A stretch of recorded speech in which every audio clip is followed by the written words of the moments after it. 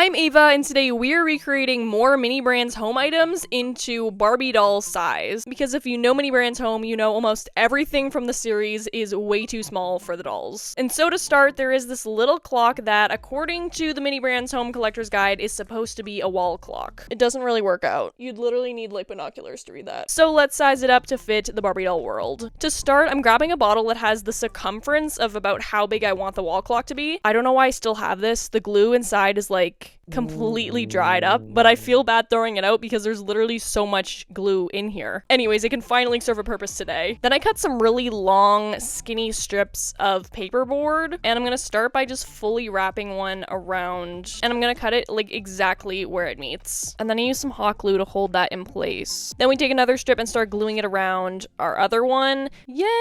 And we're gonna continue that until we're happy with the thickness. So I'm gonna do at least a few layers of that. And then we can just take it off. I'm then gonna trace around our shape onto some cardstock, cut it out, and then I'm basically just gonna try to draw in the design of the clock as similarly as I can to the original one. I don't know where all my art skills went, but it looks like a preschooler did this. I'm gonna glue our piece to some more paperboard, and then I have a circle of clear plastic that I'm gonna glue to the front. And when I do this, I only put the hot glue on the very outer rim. I paint our frame with some brown acrylic paint, and then I'll glue the frame to the clock face. This is not my best work. The biggest issue I'm having is like the texture on the frame, like this part. It's not giving. I feel like I did recreate this pretty accurately and definitely much more of a wall clock size for the dolls. They won't need binoculars anymore. The next thing we're gonna be recreating is wait. I don't remember this being a Mini Brands item. But you know what? It does look extremely similar to the Cappy Bird egg in this super cute game I've been playing called Might As Merge. Might As Merge is all about merging the most adorable creatures and treasures to expand your magical garden and help the king and queen bring light back to their realm. I'm personally obsessed and is my new go-to entertainment between video editing sessions. But you could catch me playing it anywhere. Oh, my favorite part is continuously discovering all of the new creatures. There are so many, and every time you merge them together, they evolve into something even more magical. Like, all these different Cappy Birds started off from just our Cappy Bird egg. Also, didn't I do an awesome job making this? There's even a brand new garden called Firefly Valley. It looks straight out of a fantasy story with glowing lights and enchanting creatures. And Might As Merge is sponsoring this video, so they're giving you guys an exclusive gift. The first 200 people to download the game using my link or the QR code on screen will unlock a special level 1 lantern goat from Firefly Valley. It's definitely one of my favorite creatures yet. The game's free, works offline, there are no ads, and it's just genuinely so satisfying to play. So if you need a relaxing little escape, definitely check out Might As Merge, linked in the description and pinned comment. Thank you Might As Merge for sponsoring this video. The next item we're gonna recreate in Barbie doll size is this night table. Clearly, it is way too small to be a night table for the dolls.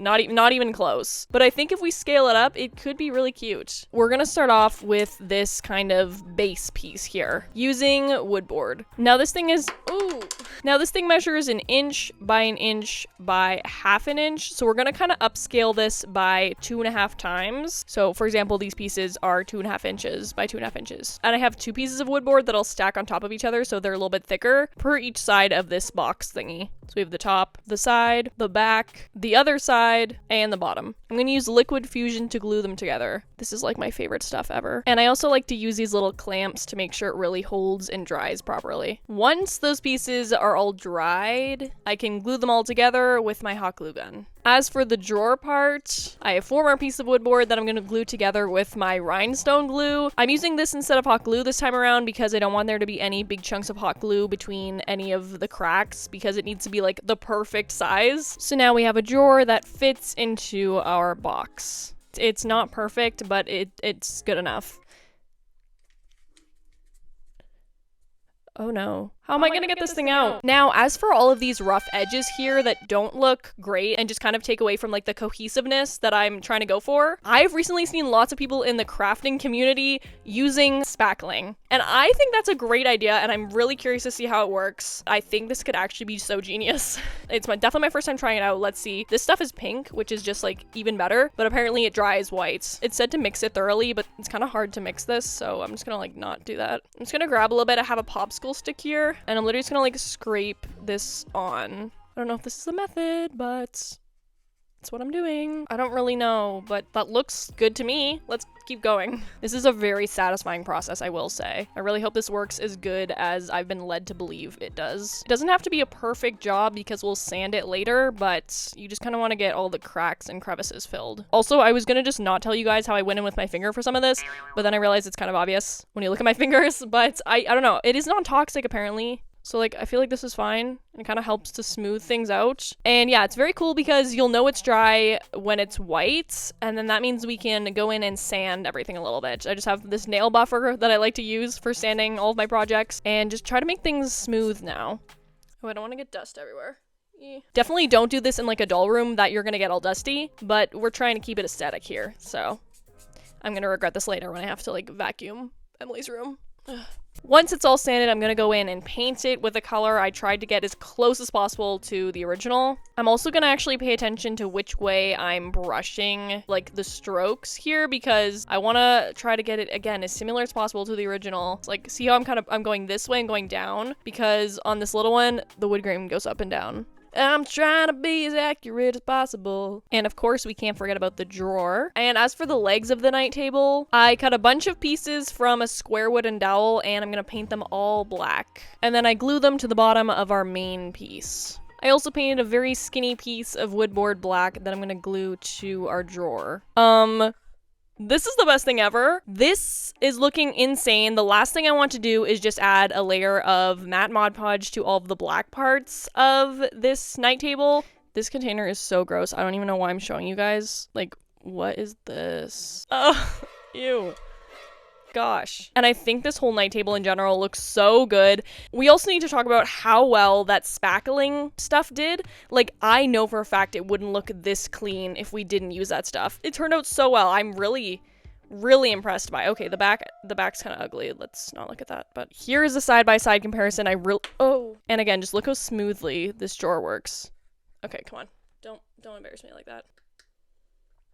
Are you kidding? Oh my gosh, we could place the little night table on top of the big night table as like a night table accessory. Here's the end table next to Emily's bed. I don't think it'll actually be her permanent new end table, but you can get the idea of how it looks. And we can like actually put stuff on it to make it look a little more realistic. I definitely want to put this somewhere, or at least for sure use it in a future room, because it's actually so cute. And I think we made it the perfect size for the dolls. Now, honestly, after discovering how well the spackling stuff worked on this night table, I kind of want to go back and fix our clock, because the edges here are bothering me. And I think by just using some spackling, we could really upgrade this clock. This stuff is also just honestly so satisfying and fun to use. So I'm literally just gonna smear this stuff over top of our paint and everything to try to get a smoother look. I can even use it to clean up our sides of the clock as well, because like this gap here is not cute. We'll sand it down just like we did with the night table, and then we're gonna repaint it with that same brown color. And oh my gosh, look at the difference already. And then let's actually seal it all in with a layer of matte Mod Podge. And what the heck, this looks so much better. This is like proof of how well the spackling stuff works, because we have an actual before and after now, and it looks just so much cleaner on the front now without all of that weird texture. Yeah, I feel a lot better about this clock now, and I actually really like it. I feel like the spackling is going to become the new like foam board for me, and I'm probably going to start using it so much that it's going to get annoying. Now, we have a decent amount of items checked off the Mini Brands Home Collector's Guide, but there's also still many items that we're missing. Because the scale is so off, I don't necessarily want them for the dolls, but I want them in person so I can recreate them in Barbie doll size as accurately as possible. So we have some more Mini Brands Home capsules to quickly open up. Okay, let's see what we find. Oh no. It's the night table, which we already have. Next.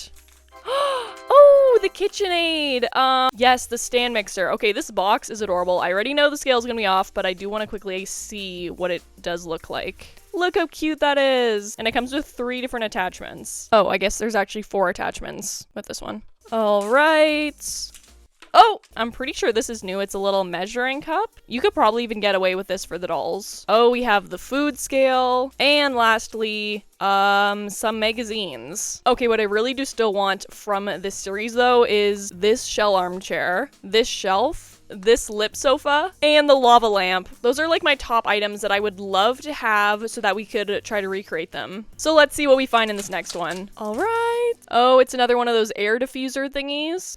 It's the little ice cube tray. This one's new. It looks like a little pot. I feel like you could even maybe get away with this for the dolls. It could just be like a really tiny pot. I don't know. Please, I want something new and... Yay!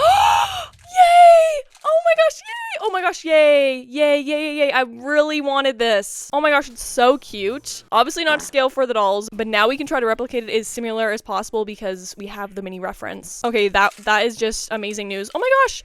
And this little purple stool. This is new as well. That's so cute. All right, let's open up another one real quick. Oh, it's this little guy here. Oh, it's the clock. It's another shell chair. That's actually so fun. We have 2 of them now. And oh gosh, it looks like another ice cube tray, another air diffuser, and 1 more left to open up. Oh no! It's another air diffuser. This one feels extremely tiny. Oh yeah, it's that like really tiny little, like the tiniest little container. Oh, and we have the dining table. Please. Oh, it's the garbage can, which we already have. And, oh, another ice cube tray. No! Okay, we didn't expand our collection too much, but one of the main things that I really wanted was this shell chair, so I am happy that we got it. And so the next item we're going to recreate is the shell chair because I knew if we found it, I had to make it. And it's so cute. I'm also kind of intimidated though. Like, I have no game plan right now. I don't know what I'm doing, but I have this piece of foam that I kind of hacked up so that we have this somewhat thin piece, and I'm gonna actually cut it in half here, and then I'm gonna round the corner so that it can actually be a circle. And then I have this pink fabric that I'm gonna use to just wrap this foam in, and I'll just glue it underneath. And then I sew another circle in the center. And this is gonna be our bottom cushion of the chair. It looks so bad, like it's so lopsided, like it's actually so horrendous, but I'm hoping you won't really notice when we put all the other pieces together. Before the actual back of the chair, like the shell looking part, I have another long foam piece that I actually drew out the shell shape onto, and we're just gonna cut around the very outside. And then I'm also gonna cut on these lines here, but I'm not gonna go all the way through. And then I'm gonna glue it to some paperboard. I shaped the piece a bit more until it kind of just made sense to me. Then I'm gonna wrap and glue this thing in that same pink fabric.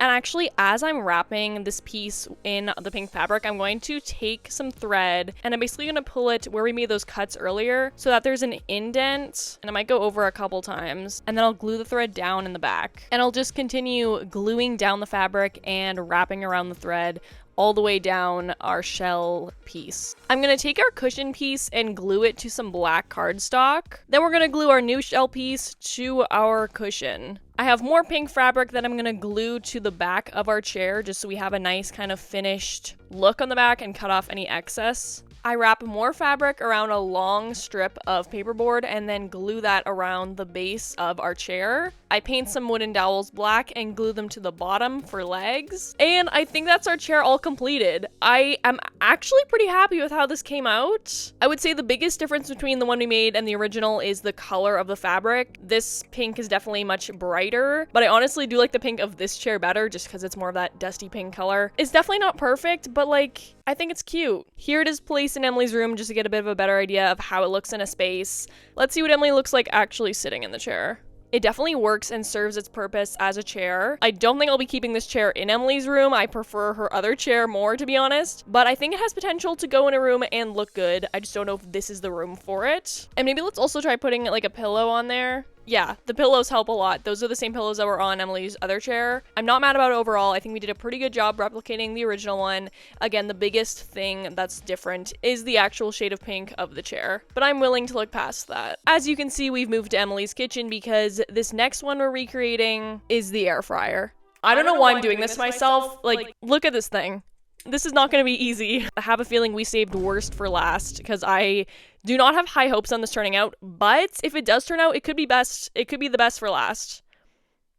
Just don't count on that. But let's see if we can recreate this thing Barbie doll size. So we're going to really break this thing up into a few different sections, and we're going to start with working on the bottom half here. I don't really know the best way to go about this, but I'm going to use some black cardstock and basically just glue rectangles of cardstock onto more cardstock and more cardstock and more cardstock, blah, blah, blah, blah.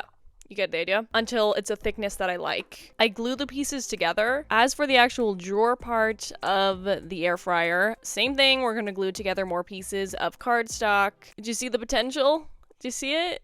Do you see? I'm scared about, yeah. And for the top half of the air fryer, what do you know? We're gonna use more cardstock. If you can't tell, there's a theme of using cardstock and gluing pieces together. Are we all thinking the same thing right now?